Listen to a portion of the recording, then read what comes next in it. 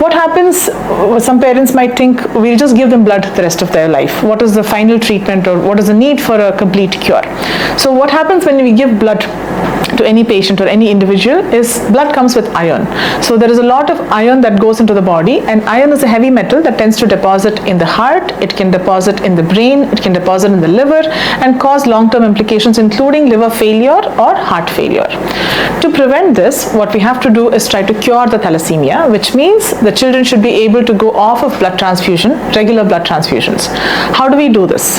So there is a procedure, or a highly skilled procedure called bone marrow transplantation, where we first conduct what is called HLA typing for different family members along with the patient. So if we find a match with one of the family members, we take the bone marrow of that particular person after testing that they don't have thalassemia major, and then we put the patient through this procedure called bone marrow transplantation.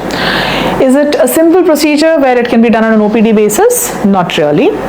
Bone marrow transplantation is less of a surgery, it's more of a meditative procedure is what I like to call it, because it requires a lot of pre-screening. It requires the patient to undergo a lot of screening to make sure that they're ready to tolerate the procedure and they will actually come out with good outcomes.